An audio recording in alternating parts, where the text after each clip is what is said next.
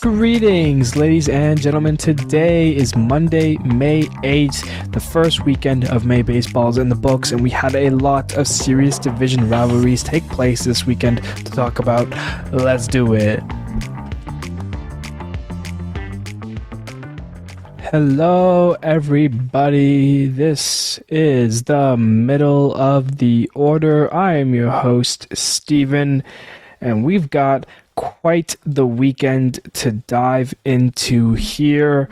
Some major division rivalries taking place, a couple records, little things that I want to go over today. So we've got an exciting Monday weekend. I hope you guys all had an amazing weekend. I hope you guys are feeling really good about the way that your lives are going, and overall just having a good month of May, whether you're still in school, whether you wrapped up school, whether you're working hard or hardly working.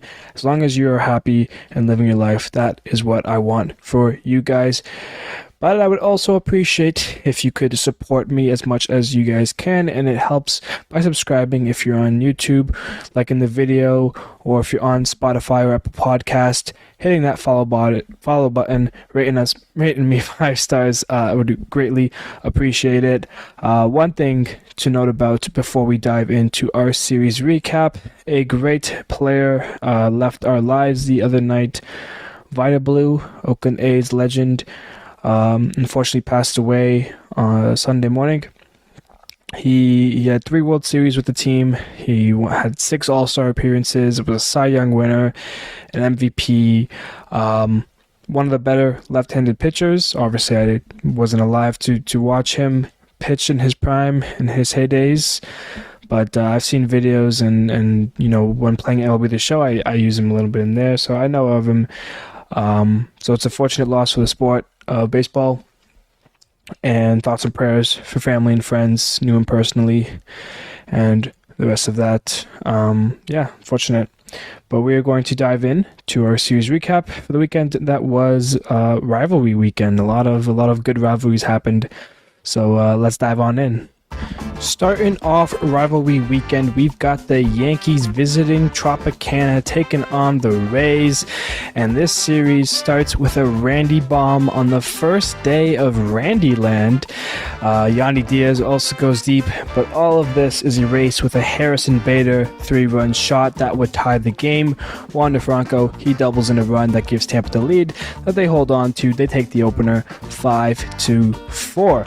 Rays up 2-0 for most of Game 2 until the 8th inning when DJ LeMahieu gets the Yankees on the board, and then it's Harrison Bader, a 2-run double, gives them the lead. They steal that one from Tampa. The Yankees win it 3-2. And in Game 3, it's home runs from Anthony Rizzo and Harrison Bader help the Yankees. They get out to a 6-run lead, but the Rays won't go down without a fight. A home run from Siri gets things started as the Rays would follow a 2-run inning with a 5-run inning, including a game-tying 3-run shot from Christian Bethancourt. After another Yankees run, we are all tied at 7 heading into extras, where it is Isaac Paredes who is the hero, a walk-off single to right field. The Rays win the first series between these two 8-7. All 3 of those games were 1-run games. Twins and Guardians, another series, little rivalry there for the AL Central. In Game 1, it's Bailey Ober who continues to pitch well for the Twins with another great game versus the Guardians. The only run in this one was from a Max Kepler 2-run shot. The Twins take it 2-0. In Game 2, the Guardians are up 3 before 2 home runs from Max Kepler and Carlos Correa tie the game, but it's Steven Kwan muscling up his first home run of the season. That lifts the Guardians. They win it and take the second game 4-3. Third game, the Guardians get to Joe Ryan in the first inning before he settled in, and Cal Quantrill pitches a gem. He and the Guardians bullpen hold the Twins to only 1 hit in the game. They win the match. They get 2-0 there. A's and Oakland, the two worst teams in the AL, face off, and Oakland jumps to an early 4-0 lead with home runs from Brent Rooker and Ramon Laureano, and would get that lead to 9-2 after a 4-run fifth inning there. The Royals would try to come back from being down 1, scoring 6 runs, but Oakland would hold on, and hey, it only took 33 games, but Kyle Mueller, you are an Oakland A starter that recorded a win for your team, and they take it 12-8. In Game 2, after giving up a run in the first inning, Oakland scores 5 straight, including a home run from J.J. Bleday for his second of the year. The Royals would try to come back with home runs from Freddie Fermin and Bobby Witt Jr., but it wasn't enough as Oakland wins it. And hey, it only took 11 series, but Oakland, you finally have a series win under your belt to take the second game 5-4. And I cannot believe I'm saying this, but Oakland is looking for the sweep here in Game 3. It wouldn't be easy. Salvador Perez, he homers in the first inning. Oakland would tie the game, but the Royals would score 4 straight to avoid the sweep. They win that one 5-1, but it wasn't all happy news. Ryan Yarbrough, their starting pitcher, would lead the game after a comebacker got him in the head, so hopefully he will recover from that soon. No news on that yet. Rangers and Angels, your first place in the AL West Rangers taking on your second place in the AL West Angels. Would not think I was saying that. Angels are down 4-0 in the 8th inning. The Angels would score 1 in the 8th and 3 in the 9th to tie it and send the game into extras, where a wild pitch from Josh Sabors allows Zach Neto to score as the Angels steal one from the Texas Rangers and take it 5-4. In Game 2, Nathan Eovaldi, he pitches a gem, keeping the Angels quiet for 8 innings. Texas is up 3 heading into the 9th. Remembering what happened last night, decided to score 7 more runs in the 9th inning just to be safe. Angels wouldn't get shut out as Brandon Drury, he hits a home run, but the Rangers do secure the win with that big 9th inning, taking it 10-1 there. Rubber match, we got the Angels, who start the scoring with an Anthony Rendon 3-run shot for his first of the year, but that was only 3 of 24 runs scored in this game, as the Rangers would score 11 runs in the next 3 innings. As the Angels only score 4, that would make the game 11-7. After 4 innings of work there, Texas would put up a few more, including a home run from Adolis Garcia, as the Angels only scored 1 more from that, and it's a Hunter Renfroe bomb. The Rangers do take the series. They win that game 16-8. Astros and Mariners, another fun rivalry matchup. And even though the top 2 teams in the AL West were the Angels and Rangers, this was the bigger matchup in the AL West division. 3rd place Astros, 4th place Mariners, an ALDS rematch from last year's playoffs, and Yordan Alvarez continues exactly where he left off. A 3-run shot gets the scoring started in this one. Mariners down 4 would come all the way back to tie the game in the 8th inning, but it's Kyle Tucker breaking out of his slump with a 2-run shot that leads the Astros to a 6-4 victory there. In the second game, the Astros are up 3-0 heading into the 8th inning and would get the first 2 outs in the inning before the next 9 Mariners reach. They would cash in 7 runs for an amazing comeback victory as the Mariners win it 7-5.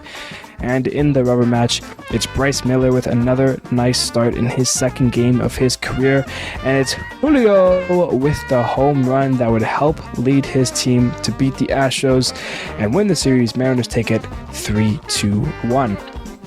The Orioles and the Braves. Max Fried was pitching well in this one before things got away from him in the 7th, as Baltimore would score 7 runs in the inning. In the game, they would have a home run from Cedric Mullins and 2 home runs from Anthony Santander, including a grand slam in said 7th inning. Sean Murphy would go deep for the Braves in the 9th, but it would be too little, too late, as the O's win the opener 9-4. In the second game, Marcell Ozuna starts things for the Braves, his 6th home run of the year. But Baltimore would claw back and take a 1-run lead. But it's Superman's time. Kevin Pillar gets a clutch pinch hit go-ahead 2-run shot for the Braves, as that would lead the Braves to victory as they take it 5-4. Game 3, Matt Olson homers for the Braves. In the first inning, Ramon Urias with the RBI. In the fourth inning, it's 1-1. We go to extras. Anthony Santander, he singles. That gives Baltimore the lead. A wild pitch from Felix Bautista would tie it back up in the bottom of the 10th. This game would end up in the 12th inning, and thanks to a double from Michael Harris, the Braves walk it off, and they win the series. They take the last game 3-2. The Red Sox are in Philly, and so is Bryce. He is back in Philly playing in his first game since coming back from Tommy John there. But he would not enjoy facing Chris Sale, and we finally got to see the Chris Sale that I've been looking forward to seeing. He goes 6 innings, 7 hits, 3 runs, 1 walk, and he struck out 10 Phillies. That helps lead Boston to their 7th straight win. They take that game 5-3. But could they make it 8? Does a 5-run 4th inning answer that question? Why, yes it does. Harper would homer in his first home run of the year in his 5th game back. Trey Turner also goes deep, but Boston wins their 8th straight game thanks to that 5-run 4th inning. Boston takes it 7-4. But could they make it 9 and sweep the Phillies? That they could not do, as they only score 1 run in the game. Kyle Schwarber hits a 434-foot bomb that helps the Phillies avoid the sweep, and they take the final game 6-1. The Rockies are in New York taking on the Mets, and they're bringing out the black jerseys on Friday, as the only run in this game is a Brandon Nimmo solo shot, his 3rd of the year. The Mets win it 1-0. Game 2, the Rockies are up 3-2 as Ezequiel Tovar hits a 2-run shot in the 6th inning to put this one out of reach, as the Rockies bullpen was on lockdown mode. The Rockies win that game 5-2. And in the rubber match, it's Randall Grichuk getting his first home run of the year, starting the scoring in this one. But the Mets would answer with 3 of their own in the bottom of the first. Jumping to the 5th inning, a 2-run shot by Chris Bryant gives the Rockies the lead, but that's only the start of a 7-run 5th inning as they put it out of reach. Big bad Danny Vogelbach gets his 2nd home run of the year for the Mets in the 9th inning, but the Rockies win the game. They win this series. They take it 13-6. Marlins and Cubs. Ian Happ's 4th home run of the year helps lift the Cubs past the Marlins as the Cubs win the opener 4-1. In Game 2, thanks to Jorge Soler, a home run there, the Marlins have the lead heading into the 8th inning, but the Cubs again rally as they get a comeback victory, and they take it 4-2. In the final game, Yuli Gurriel hits his 3rd home run of the year, as the Marlins have a 2-run lead heading into the 9th, thanks to Sandy, who is still on the mound. But again, the Cubs come back after Sandy's stellar start, going 8 1/3 innings, 9 hits, 9 strikeouts. He allows 2 runs in the 9th inning, sending us to extras, where they went back and forth. The Marlins would score a run in the top, the Cubs would score it back in the bottom. This sent us to the 14th inning, 5 extra innings. The Marlins scored a run on a balk, and they would finally keep the Cubs from scoring back. The Marlins avoid the sweep and take it 5-4. Tigers and Cardinals. Javier Baez hits a home run in the first for the Tigers. Cardinals would catch up and have a lead, but the Tigers rally for 3 runs in the 7th and take victory as they win it 5-4. In Game 2, home runs from Dylan Carlson and Nolan Arenado have the Redbirds up, but the Tigers would tie it up on a base hit from Spencer Torkelson as we head to extras, where the Tigers would score a run from a ground rule double thanks to Akil Baddoo and hold the Cardinals as they win that one 6-5, as the Cardinals lose another series. But they do have to play Game 3, and they're looking to avoid the sweep. The Cardinals would score 3 runs in the first 3 innings, but a home run from Spencer Torkelson that would lead the charge for the Tigers, a 5-run 6th inning.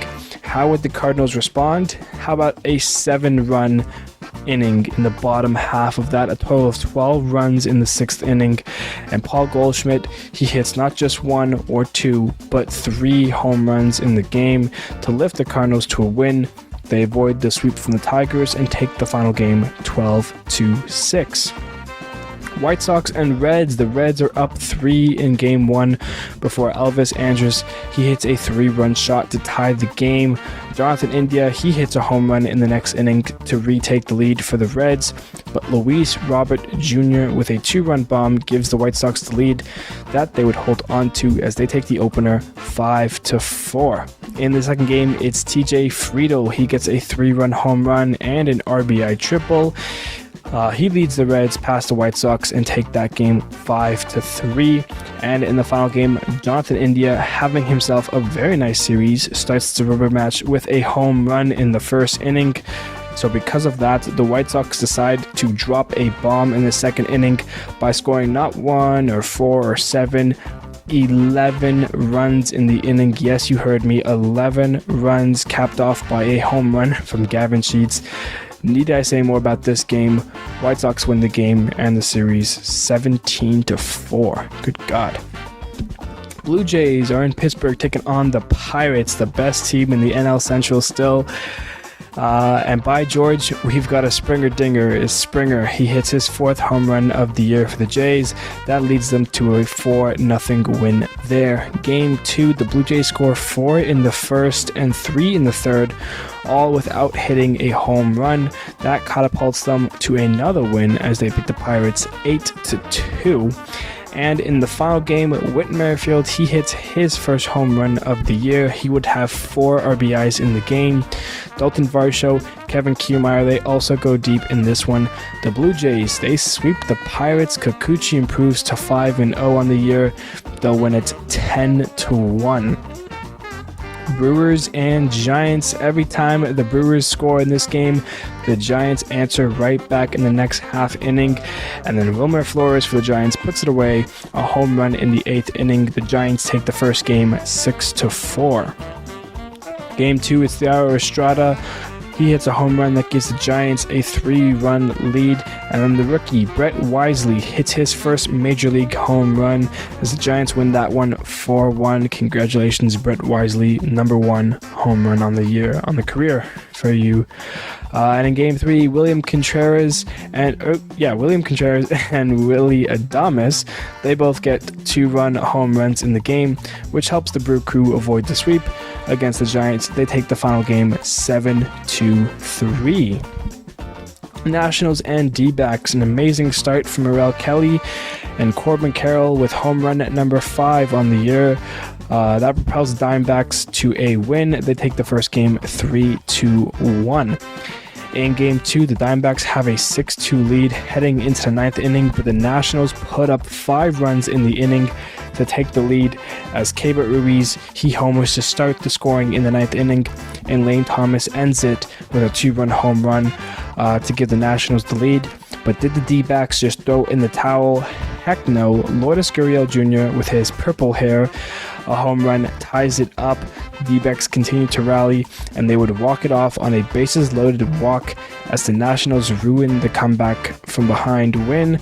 They drop that one 8-7. And in the final game, Christian Walker, his 8th home run of the year, and purple-haired Lourdes Gurriel Jr. continues from his game-tying home run last night for 2 more home runs in this one as he hits 3 home runs in the series, taking him up to 5 on the year. And if you go back to last series, that's 4 home runs in his last 3 games. But the Nationals don't go away as they score 6 runs in the last 3 innings, including a 3-run home run in the 9th from Joey Meneses, his 2nd of the year. That gives the Nationals the lead that they would hold on to. They win that game and avoid the sweep 9-8. Finally here, we've got the matchup people have been waiting for. Dodgers and Padres, a rivalry that has blossomed over the last few years. And Fernando Tatis hits not just 1, but 2 home runs off of Clayton Kershaw. Padres beat up on the big brother and win the first game 5-2. In Game 2, it's a well-pitched game between Dustin May and Blake Snell, but it's Chris Taylor who gets a 2-run shot that would lead the Dodgers to victory. They win that one 2-1. And finally, the rubber match time. Padres have a lead late heading into the ninth inning, but Mookie Betts a game-tying home run sends us to extras, where it's the rookie James Outman with a home run for his 8th of the year, which leads the Dodgers to the series win versus the Padres. They take it 5-2. What a weekend of rivalry baseball that was. Last episode, I mentioned that there were 8 sweeps. This episode, there was only 1. The Blue Jays, they swept the Pirates. They outscored them 22-3. And the only thing that I'm wondering, are the Pirates back to being bad, or are they just getting hit with the AL Beast division? They've been swept by the Jays. Last week, they were swept by the Rays. They've lost 7 straight, and things are not looking good for the Buccos. The AL East division is the best division by far. When we go to standings check later on, you'll see that the AL East division is superior to the other 5 divisions. So maybe the Pirates are just getting unlucky, playing off against the Jays and the Rays. Or maybe they're just kind of getting back to what everyone expected them to be. The Cubs, the Brewers, they're on their tails. And, Pirates fans, your days in first might be limited unless your team can start turning things around. But it has to start sooner than later, because that Pirates magic slowly starts to wither down as we get into the month of May now. We got Randy. The Rays announced Randy Land on Friday night home games, where if Randy hits a home run, the fans in that section would get a beer. That started this Friday against the Yankees. And sure enough, in his first at-bat, he hit a home run. So all the fans in the Randy Land got a free beer Friday night thanks to Randy. So that's a cool little tidbit and fun fact there. Also on Friday, the Mariners, they debuted their City Connect jerseys, which I am a big fan of. I think it's one of the coolest City Connect jerseys that we have so far. I definitely put it in my top 3. Definitely debatable for 1, but it was very good jerseys. They did lose that game to the Astros, but did win the series, so big ups for the Mariners there. Talking about some upsetting news, I guess.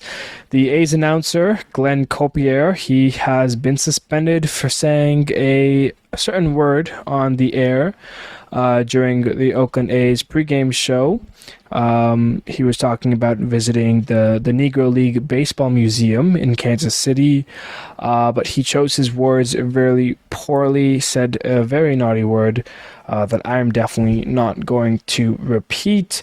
Not sure what's going to happen with him.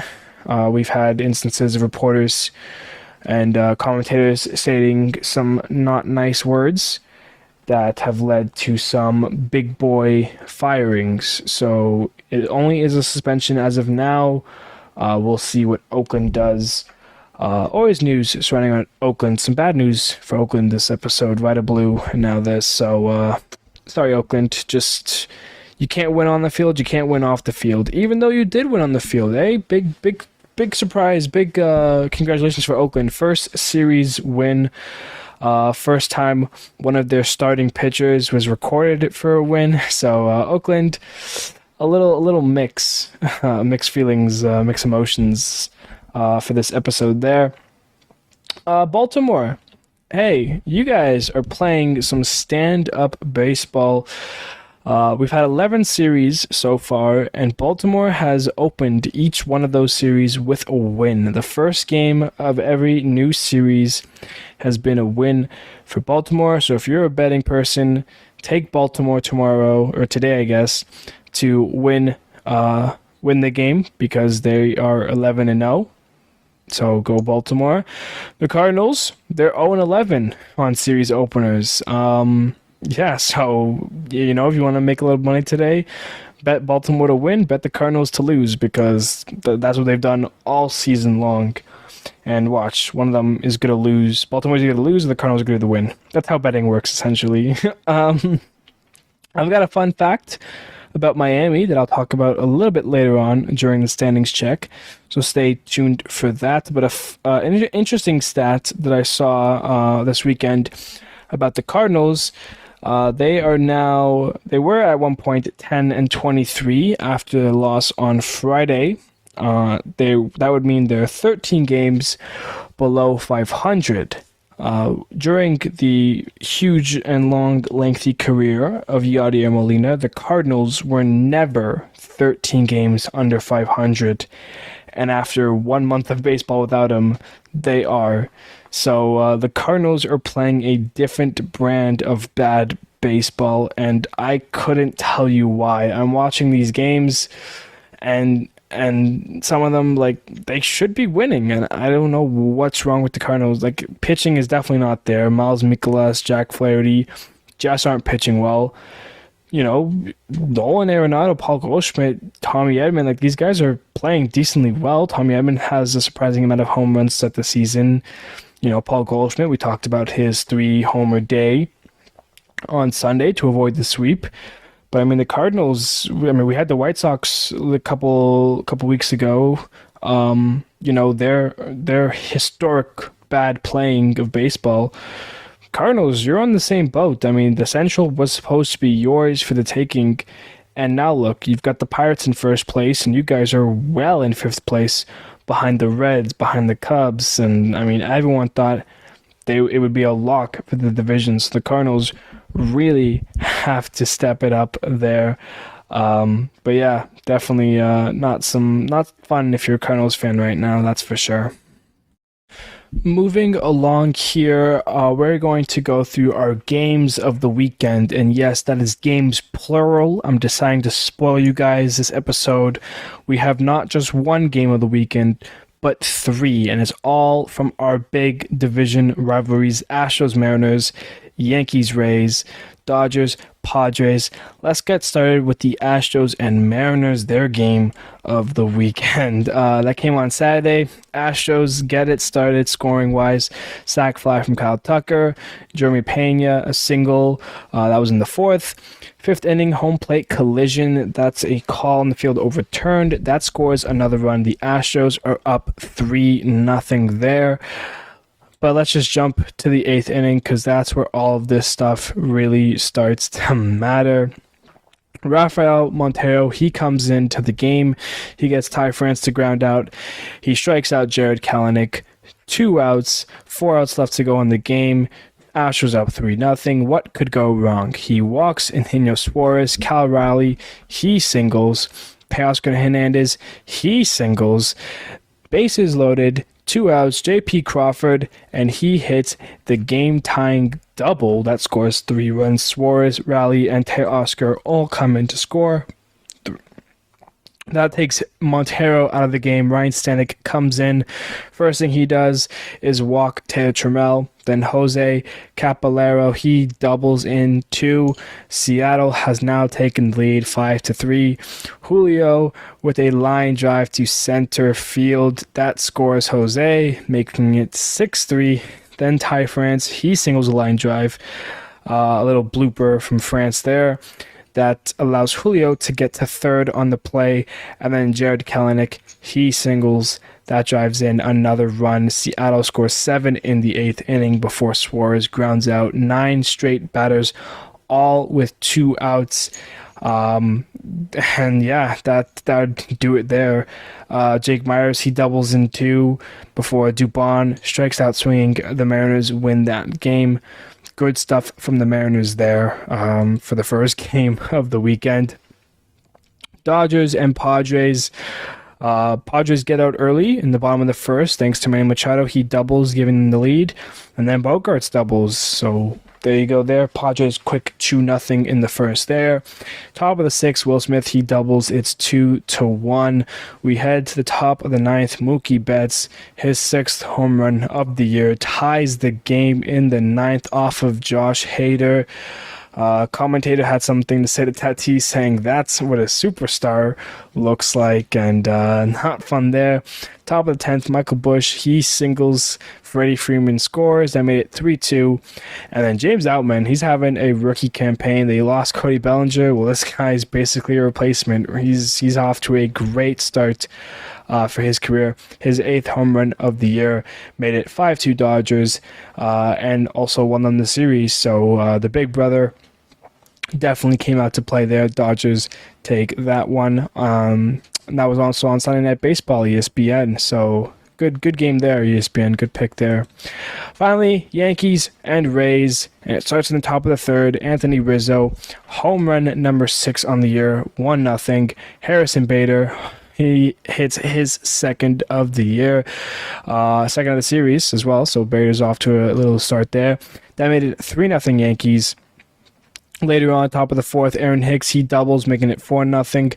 Gleyber Torres doubles. Now it's 5. Top 5, Oswaldo Cabrera, sac fly. That's 6-0. Yankees are in the driver's seat. But never count out the Rays, especially at home. They have devil magic, man. The Rays, the Devil Rays, they've got some voodoo stuff, especially this year.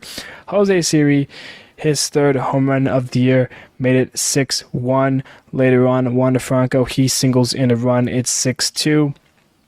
Very next inning, Isaac Paredes, a ground rule double, makes it 6-3. And then Christian Betancourt, home run number 6 on the year, a 3-run shot, tying the game at 6. The Rays have come all the way back. Diaz later on, he grounds out. That would score a run. Jose Siri comes in to score. It's now 7-6. Yankees this time had to play a little comeback. Jose Trevino in the top of the 7th grounds out, but that allows Harrison Bader to score. It is 7-7. We go to the 10th inning. Isaac Paredes, a line drive single to right field. Brandon Lau comes in to score. The Rays walk it off. They win that one there, and it's a fun one. You know, you got a lot of good rivalries there. I was looking at all 3 games, couldn't pick one, so decided to give you guys all 3. Congratulations, games of the weekend. Moving along here, we've got our outstanding performances. We're starting it off in Texas. Nathan Eovaldi, well, not in Texas, but with the Rangers. Nathan Eovaldi, 8 innings pitched, 5 hits, no runs, 2 walks, and 5 Ks. So good stuff there. JP France with the Astros. He made his MLB debut, and it was pretty impressive. 5 innings pitched to 3 hits, no runs, 1 walk, and 5 Ks against the Mariners. So good stuff there. Bryce Miller, we talked about him last week. Miller versus Miller, made his MLB debut last week. His second start was pretty good as well. 6 innings pitched, 2 hits, no runs, 1 walk, and 5 Ks there. Spencer Strider, wasn't one of his best ones, but it's still a very important one. 5 innings pitched, 4 hits, 2 runs, no walks, and 10 Ks for Strider. That's his 11th straight start with 8 or more Ks. So he's continuing to break records that way. We talked about Merrill Kelly a little bit in the series recap. 7 innings pitched, 4 hits, 1 run, 1 walk, and 10 strikeouts there. Minnesota Twins, Bailey Ober, 7 innings pitched, 3 hits, no runs, 1 walk, and 6 Ks. And Cal Quantrill with the Guardians, 7 innings pitched, 1 hit, no runs, 3 walks, and 4 Ks. I also want to mention the GOAT got to pitch. Brett Phillips, he got 1 out, 1 hit, and 1 walk.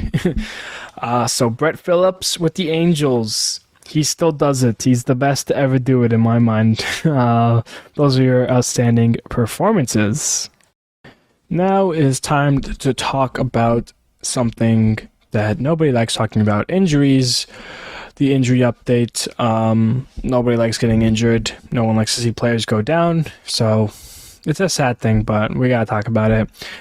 We'll start on the south side of Chicago. Eloy Jimenez, an appendectomy he had to go through. He's on the 10-day IL. He's going to miss 4 to 6 weeks there.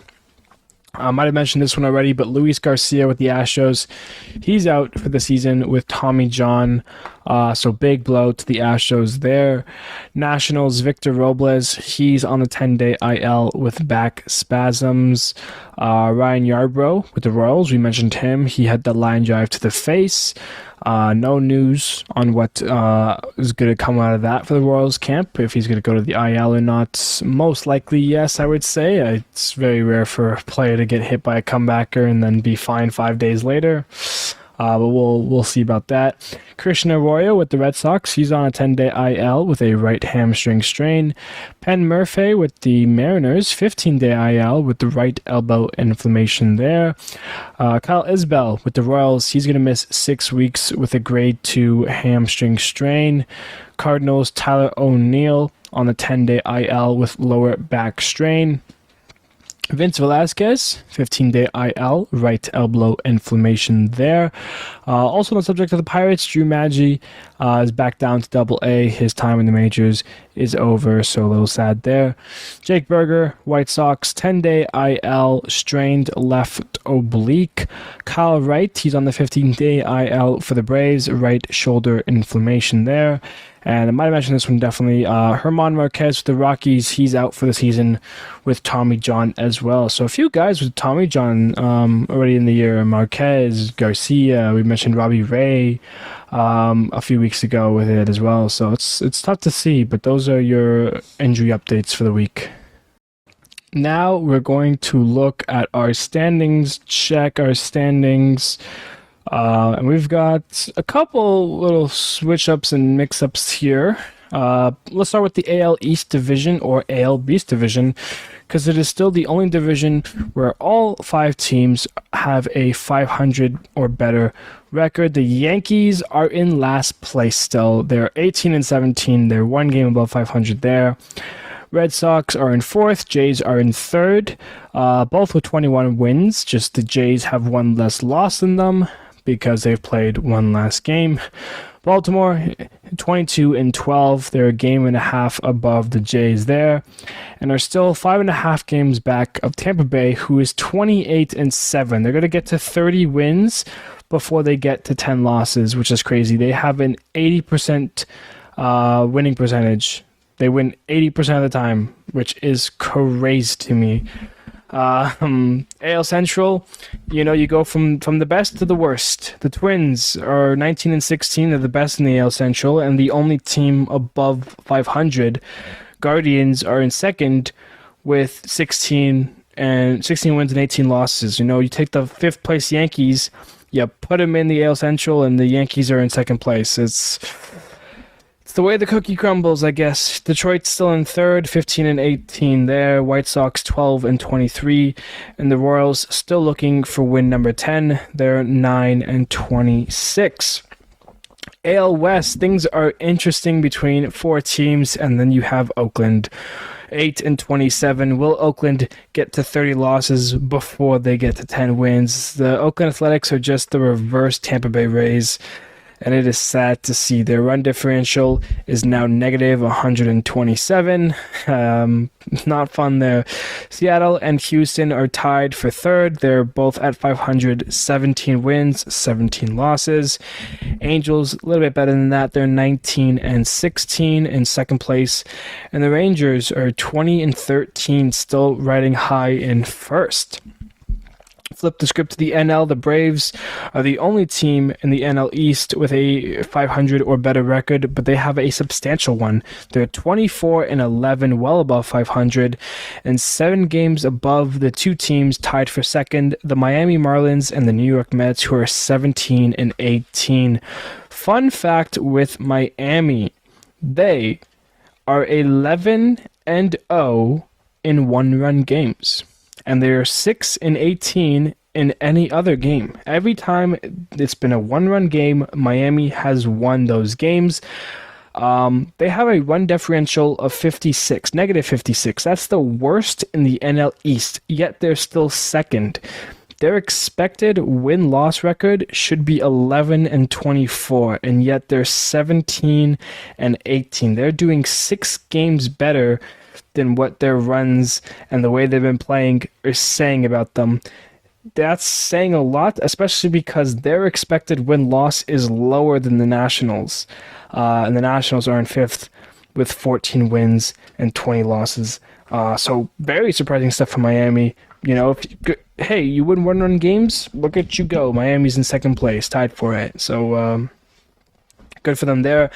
NL Central, the Pirates still in first place, but they're only half a game up over the Brewers in second. The Pirates 20-15, Brewers 19-15. Pirates on that 7-game losing streak, so they got to break out of it. They're playing Colorado this series, so hopefully that will help them snap out of it. The Cardinals are in fifth place, 11-24. Just bad. Their expected win-loss is 16-19, which would have them better than the Reds, but they're not playing like it. 11-24. The Cardinals, crazy. Jumping down to the NL West, Dodgers are in first, 21-14. They've officially overthrown the Diamondbacks, who sit at second, 19-15. Padres, 18-17, are in third. Giants, 15-18 in fourth. And the Rockies, 14-21 in fifth there. So Dodgers, Pirates, Braves, Rangers, Twins, Rays are your division leaders right now. Royals and Oakland, the only two teams who have yet to win 10 games. Tampa Bay, the only team who hasn't lost 10 games. That's your standings check. Another little bit of a lengthier episode here, but we've got one last thing to do, and that's to look at our upcoming series for the upcoming week. The Rays are in Baltimore taking on the Oilers. The A's are in New York taking on the Yankees, so it should be a fun one for the Yankees there. Tigers taking on the Guardians, White Sox, and Royals. Padres taking on the Twins in a little interleague there. Astros and Angels. So Angels, you want to prove yourself as a threat in the West. That's the word I was looking for. Beat the Astros. Rangers and Mariners. So basically, a little switch up of the most recent series: Astros, Mariners, Rangers, Angels. Now Astros, Angels, Rangers, Mariners. Fun stuff there. Red Sox and Braves take action next this series. I'm all over the place with my words. Blue Jays and Phillies. Blue Jays are in Philadelphia there. Mets and Reds. Cardinals and Cubs. Wilson Contreras will be playing his first game against the Cubs in his career. He's going to be back in Wrigley Field, so we'll see if he gets booed, if he gets applauded there. Dodgers and Brewers take off. Rockies and Pirates. Pirates kind of got to get things going again, or else it's back to mediocrity. Nationals taking on the Giants, and finally we've got the Marlins and the D-backs. That is going to do it for today's episode. Thank you guys so much for listening. If you're new here and you like what you heard, feel free to subscribe, stick around. Uploads Mondays and Fridays, going over the baseball season. I've got an exam to go and write and go and study for. So we're going to wrap things up here. I hope you guys all have wonderful weekends. Thank you so much. And I will see you guys Friday.